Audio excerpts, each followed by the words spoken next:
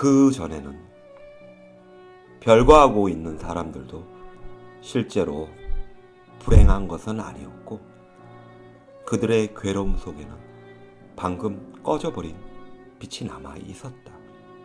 그런데 이제 사람들은 길 모퉁이나 카페 또는 그들의 친구 집에서 평온하면서도 멍청한 듯한 태도로 있는 것이 보였는데 하도 무례한 듯한 눈초리를 하고 있었으므로 모든 도시가 마치 하나의 대합실과도 같았다. 직업을 가진 사람들조차도 자기네들의 일을 패스트와 똑같은 태도로 세밀하고 조용하게 해나가는 것이었다. 모두가 겸손해졌다. 그제서야 처음으로 별거당한 사람들은 꺼리낌 없이 부재자에 대해 이야기했고 제3자와 같은 말투를 쓰기도 했으며 자신들의 별거 상태를 전염병의 통계 숫자와 같은 각도에서 살펴보게 되었다. 그때까지만 해도 자기들의 고통을 억지로 집단적인 불행과 별도로 생각하고 있었는데 이제는 두 문제를 함께 생각하게 되었다. 기억도 희망도 없이 그들은 현재 속에 자리 잡고 있었다. 사실 모든 것이 그들에게는 현재로 되었다. 패스트가 모든 사람들로부터 연애를 할 힘과 우정을 나눌 힘조차 빼앗아버렸다는 사실도 말해야겠다. 왜냐하면 연애를 하려면 어느 정도의 미래가 필요한 법인데 우리에게는 이미 순간순간 이후에는 더 이상 아무것도 없었기 때문이었다.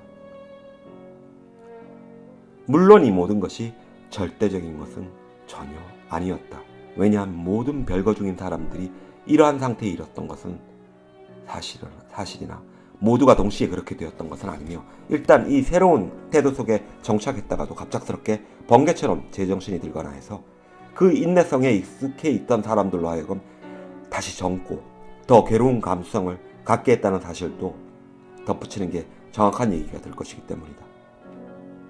페스트가 끝난 다음을 가정해놓고 어떤 계획 같은 것을 세워보는 방심의 순간들도 있어야만 했다. 그리고 뜻밖의 어떤 은총의 결과로서 목적 없는 질투에 가슴을 쥐어뜯는 고통을 느끼는 것도 불가피했다. 또 다른 사람들은 갑자기 기억이 되살아나서 어떤 요일이면 그 마비 상태에서 빠져나오곤 했다. 그런 날은 물론 일요일이나 토요일 오후였다. 왜냐하면 그런 날들은 부재자와 함께 살던 시절에는 어떤 의식 같은 일을 하며 보냈기 때문이다. 혹은 매일 해가 질 무렵이면 그들을 사로잡는 어떤 우울증이 항상 분명한 것은 아니었지만 그들에게 기억력이 다시 살아날지 모른다는 경고를 하기도 했다. 신자들에게는 반성의 기회가 되는 이 저녁나절의 시간이 반성할 거라곤 공허밖에 없는 죄수나 유배자에게는 가혹한 것이었다. 이 시간이 오면 그들은 잠시 공중에 매어있는 기분이 되어 다시 무기력한 상태로 되돌아가 패스트 속에 갇혀버리고 마는 것이었다. 사람들은 이미 그것이 결국 그들이 소유하고 있는 가장 개인적인 것을 포기하는 데 있다는 걸 이해하게 되었다.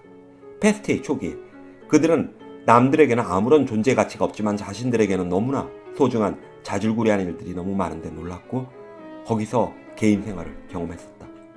하지만 이제는 그와 반대로 남들이 관심을 갖는 것 이외에는 관심을 갖지 않고 일반적인 관념만을 갖게 되었으며 그들의 사랑까지도 그들 자신들에게는 가장 추상적인 모습을 띠게 되었다. 그들은 이제 잠을 잘 때에나 이따금씩 희망을 갖게 되었고 가래토사 지긋지긋하구나 하고 문득 생각할 정도로 패스트에 몸이 내맡겨진 처지가 되었다. 그러나 사실 그들은 이미 잠을 자고 있는 셈이었으며 이 기간 전부가 일종의 오랜 잠에 지나지 않았다. 도시는 눈을 뜨고 자는 사람들로 북적거렸고 그들은 아주 드물게만 그들의 운명으로부터 벗어날 수 있었는데 그것은 분명히 아물어진 것으로만 알았던 자신들의 상처가 한밤에 갑자기 되살아난 때였다. 그래서 벌떡 일어나 일종의 방심 상태로 성이 도진 상처의 언저리를 어루만지면서 벼랑간 다시 생생해진 그들의 고통과 또 그것과 함께 그들의 사랑이 아연 실색하는 표정을 한 줄기 성강 속에서 다시 발견하게 되는 것이었다. 아침이면 그들은 재앙, 다시 말해서 일상적인 삶 속으로 되돌아오곤 했다. 그러나 떨어져 있게 된 사람들이 어떻게 보였던가를 묻는 사람들도 있으리라. 그렇다면 그것은 간단하다. 그들은 하찮게 보였다. 혹시 굳이 말한다면 그들은 모든 사람들과 같은 태도, 즉 아주 평범한 태도를 취하고 있었다. 그들은 이 도시의 평범한 성격과 유치한 흥분을 함께 지니고 있었다. 냉정한 외모를 가지고 있으면서도 비판적 감각의 외모는 잃고 있었다.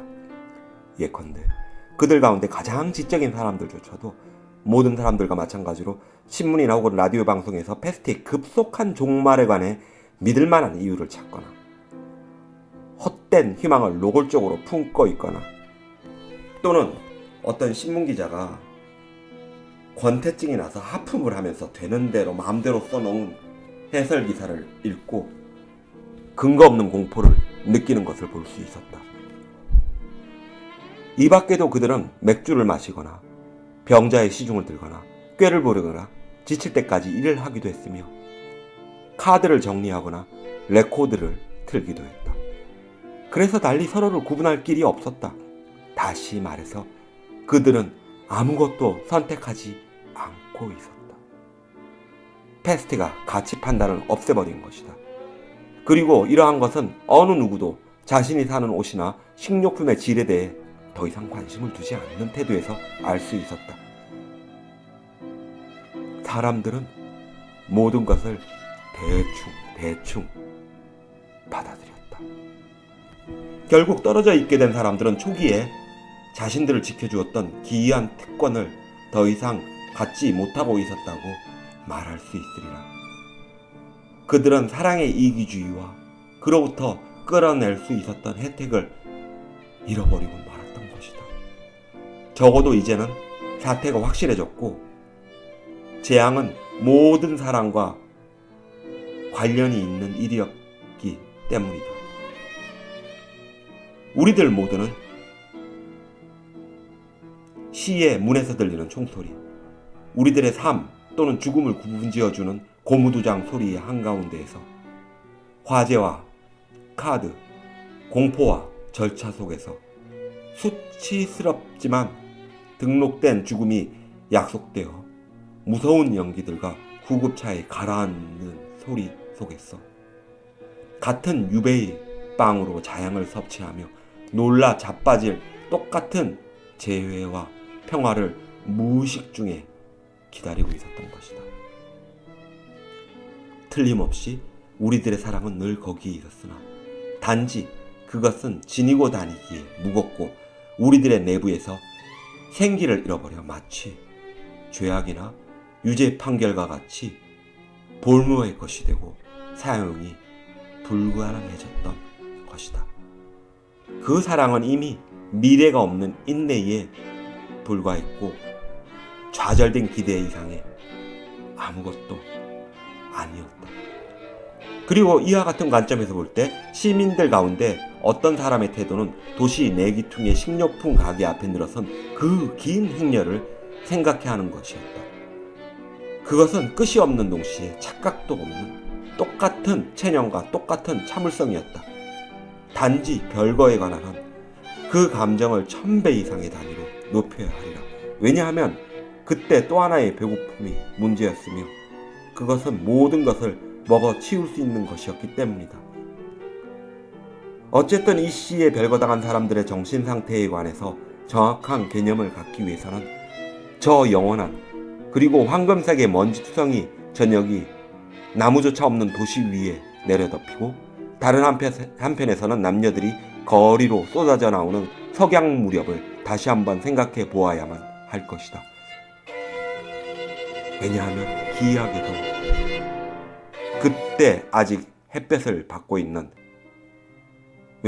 기이하게도 그때 아직 햇볕을 받고 있는 테라스를 향해 올라오고 있는 것은 여느 때는 도시의 언어가 되어 있는 차들과 기계의 소음들이 없어진 결과 둔탁한 발자국 소리와 목소리로 인해 생긴 거대한 소음이었기 때문이다.